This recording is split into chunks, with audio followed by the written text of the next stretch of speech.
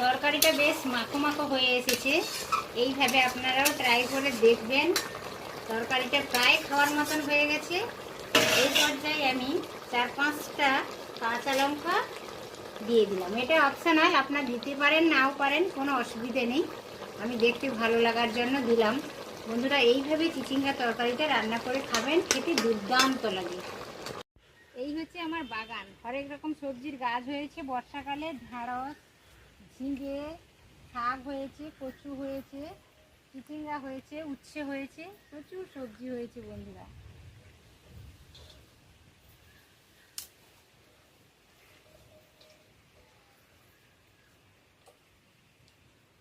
এই দেখুন বন্ধুরা, এই যে একটা চিচিঙ্গা হয়েছে, এইটা তুলে নেব।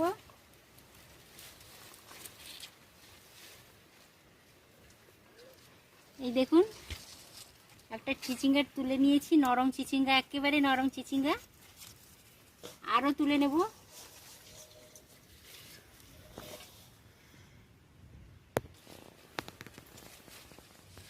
এই দেখুন বন্ধুরা, এই যে একটা তুলেছি, দুটো তুলে নিলাম।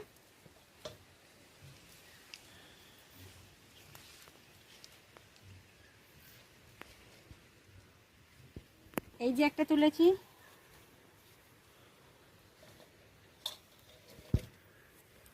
তিনটা চিচিঙ্গা তুলে নিয়েছি। এই দেখুন বন্ধুরা, আমি কিছুটা পরিমাণ 3টা চিচিঙ্গা আমার বাগান থেকে তুলে এনেছি। এই দেখুন, একেবারে নরম চিচিঙ্গে। তো আপনারাও চেষ্টা করবেন, আমি যে তরকারিটা আজকে করব ওই তরকারিটাতে কিন্তু নরম চিচিঙ্গা নিলে ভালো হবে। এই তো আমার বাগান থেকে তুলে এনেছি, আপনাদের বাগানে না থাকলে আপনারা বাজার থেকে এই সবুজ দেখে চিচিঙ্গা তুলে আনবেন। এই দেখুন, এর খোসাটা উপরে যে পাতলা একটা আস্তরণ থাকে, ওটা চেঁচে দিয়েছি, চেঁচে ধুয়ে নিয়েছি। তারপর আমি চিচিঙ্গাটা এইভাবে পুরো ঝিঙের মতো করে কেটে নিয়েছি। আপনারাও এইভাবে কেটে নেবেন। তো চিচিঙ্গাটা আমার কাটা হয়ে গেছে। এই তরকারিটা আপনারা তো চিচিঙ্গার বিভিন্ন রেসিপি করে থাকেন, খেয়েও থাকেন। আজ আমি কিভাবে করছি সেটা আপনাদের সাথে শেয়ার করছি, দেখতে থাকুন। এটা দুর্দান্ত স্বাদের হয়। এই দেখুন, কিছুটা পরিমাণ আমি চিংড়ি মাছের খোসা ছাড়িয়ে নিয়েছি। এটা আমি কড়া চিংড়ি নিয়েছি, আপনারা বাগদাও নিতে পারেন কিংবা চিংড়িও নিতে পারেন, কোনো অসুবিধা নেই। আর এই দেখুন, মশলার জন্য কি নিয়েছি, 4-5টা কাঁচা পাকা লঙ্কা নিয়ে নিয়েছি, বড় সাইজের পেঁয়াজ একটা কেটে নিয়েছি, একটা টমেটো কেটে নিয়েছি, আদা বাটা নিয়েছি, অল্প রসুন বাটা নিয়েছি।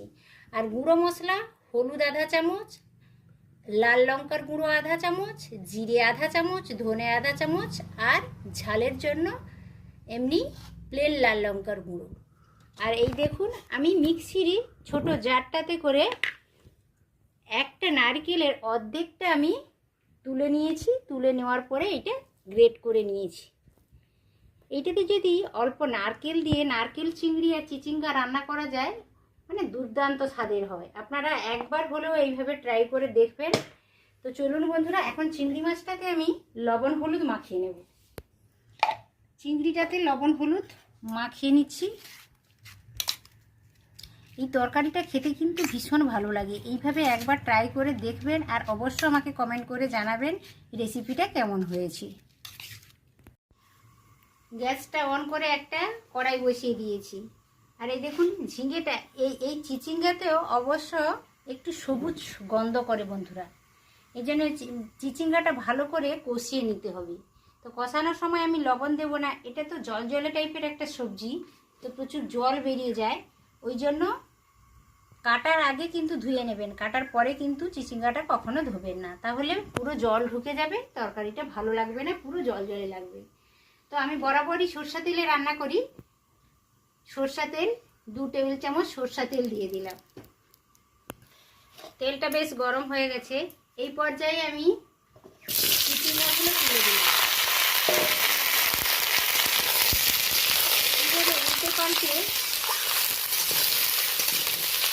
এইভাবে উল্টে পাল্টে নেড়ে চেড়ে বেশ ভালো করে আমি 3-4 মিনিট ধরে একটু ভাজা ভাজা করে নেব। অল্প হলুদ দেব, কিন্তু এই সময় আমি লবণ দেব না, তাহলে এটা ভালো করে কষানো যাবে না।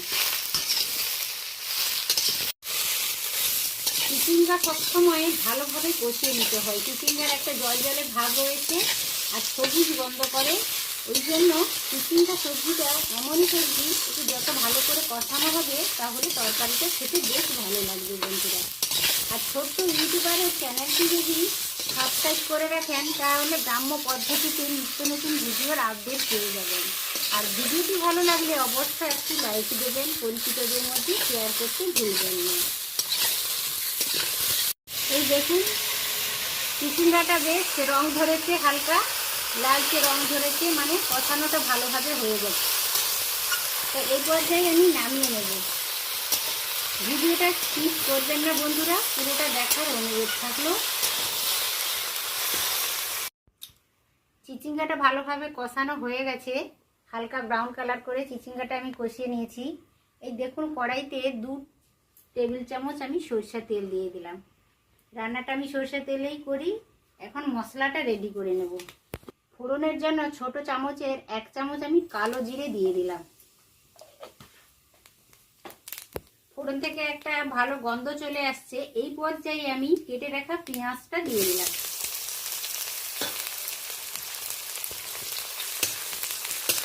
ফোড়নের সাথে পেঁয়াজটা বেশ ভালো করে নেড়ে চেড়ে নেব।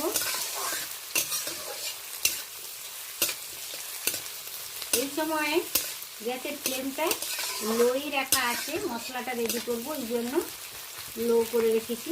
পেঁয়াজটা বেশ নাড়াচাড়া করার ফলে নরম হয়ে গেছে, হালকা লালচেও হয়েছে। এই পর্যায়ে আমি কেটে রাখা টমেটোটা দিয়ে দিলাম। পেঁয়াজ আর টমেটো ভালো করে আবারও কষিয়ে নেব।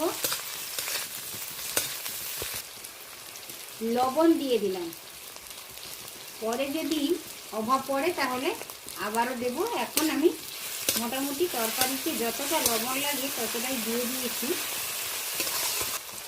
আধা চামচ আমি আদা বাটা দিয়ে দিলাম, আর 4-5 কোয়া রসুন আমি থেতো করে রেখেছিলাম ওটাও দিয়ে দিলাম। রসুন যদি ব্যবহার করা হয় চিচিঙ্গাতে খেতে বেশ ভালো লাগে, কারণ চিচিঙ্গার একটা সবুজ গন্ধ আছে। এই রসুনটা ব্যবহার করলে আর ওই সবুজ গন্ধটা থাকবে না। ছোটো থেকে বড় সবাই খেতে ভীষণ ভালোবাসবে। আধা চামচের কম আমি চিনি ব্যবহার করলাম। আপনাদের যদি অসুবিধা থাকে তাহলে চিনিটাও স্কিপ করে দিতে পারেন, কিন্তু এই তরকারিটায় অল্প মিষ্টি মিষ্টি লাগলে বেশ ভালো লাগে খেতে। টমেটো পেঁয়াজের কাঁচা গন্ধ চলে গেছে। দেখুন টমেটো পেঁয়াজ বেশ নরম নরম হয়ে গেছে, লালচে হয়ে গেছে। আদা রসুন টমেটো পেঁয়াজ ফোড়নের সাথে বেশ একটা সুগন্ধ চলে আসছে, নরম হয়ে গেছে, ভালোভাবে কষানো হয়ে গেছে। এই পর্যায়ে আমি লবণ হলুদ মাখানো চিংড়িটা দিয়ে দিলাম। চিংড়ি আলাদা করে ভাজার আর কোনো প্রয়োজন নেই, চিংড়ি আলাদা করে ভাজলে শক্ত হয়ে যাবে, রাবারি হয়ে যাবে। তো এই মশলার সাথে আমি চিংড়িটা দিয়ে ভালো করে কষিয়ে নেব, তাতে চিংড়ির স্বাদটাও ভালো থাকবে আর চিংড়িটা নরম নরম থাকলে খেতে বেশ ভালো লাগবে। পেঁয়াজ টমেটো আদা রসুন ভালোভাবে কষিয়ে নিয়েছিলাম, এরপরে চিংড়িটা দিয়ে চিংড়িটাও মশলার সাথে ভালোভাবে কষিয়ে নিলাম। এই পর্যায়ে বন্ধুরা অল্প গরম জল দিয়ে দিলাম। গুঁড়ো মশলাগুলো অ্যাড করব যাতে নিচে না ধরে যায়, ওই জন্য অল্প আমি গরম জল দিয়ে দিলাম। এবার এই সমস্ত গুঁড়ো মশলাগুলো দিয়ে দেব। 2 ধরনের লঙ্কা গুঁড়ো, হলুদ গুঁড়ো, জিরে গুঁড়ো, ধনে গুঁড়ো।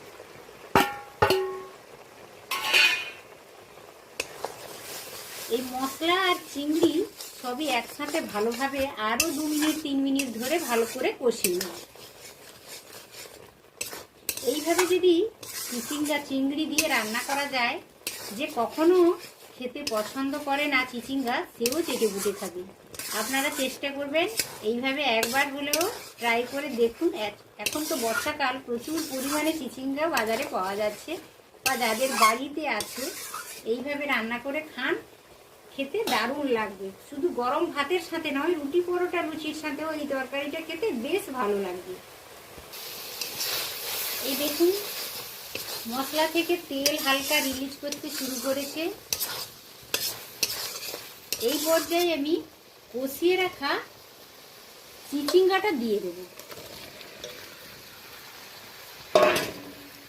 পদ্ধতিতে রান্না করে বন্ধুরা একবার দেখুন, আর কমেন্ট সেকশানে গিয়ে অবশ্য আমাকে জানাবেন যে রেসিপিটা কেমন হয়েছে। গ্যাসের ফ্লেমটা একটু হাই করলাম।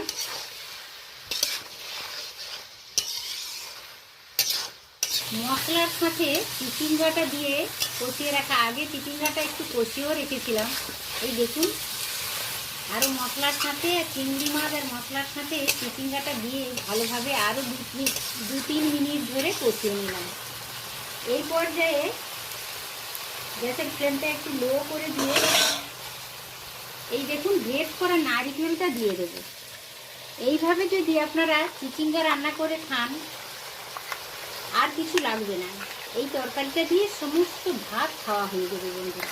একবার এইভাবে ট্রাই করে দেখুন না কেমন লাগে।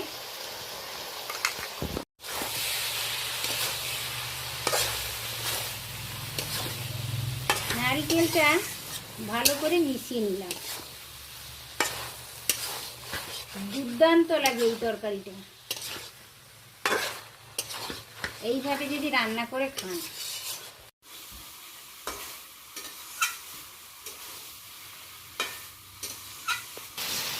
নারকেলটা দিয়ে আরও 2-3 মিনিট ধরে ভালো করে কষিয়ে নিলাম। এই পর্যায়ে আমি অল্প জল দিয়ে দেবো। জলটা আমি গরম জলই ব্যবহার করছি, আপনারা চেষ্টা করবেন গরম জলটা ব্যবহার করতে।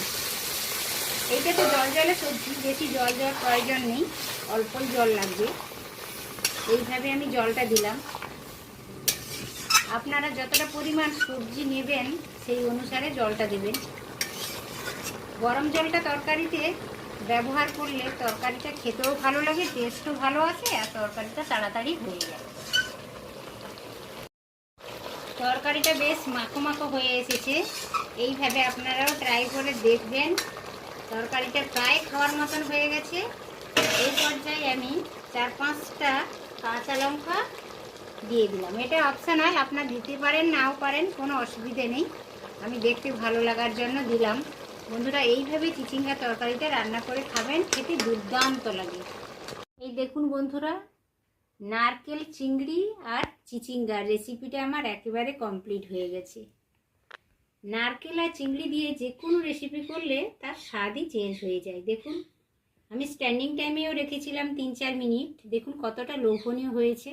এইভাবে আপনারা ট্রাই করে দেখবেন। আশা করি ভিডিওটা সকলের ভালো লেগেছে। আর যদি ভিডিওটা ভালো লেগে থাকে অবশ্যই একটি লাইক দেবেন, পরিচিতদের মধ্যে শেয়ার করবেন, আর ছোট্ট ইউটিউবারের চ্যানেলটিকে সাবস্ক্রাইব করে রেখে দেবেন গ্রাম্য পরিবেশে বিভিন্ন ধরনের ভিডিওর আপডেট পাওয়ার জন্য। আজ এই পর্যন্ত, আবারও দেখা হবে, অন্য রেসিপি নিয়ে হাজির হয়ে যাব। তত সময় আপনারা সকলে সুস্থ থাকুন, ভালো থাকুন, ভালো খান। আজকের মতো টাটা, নমস্কার।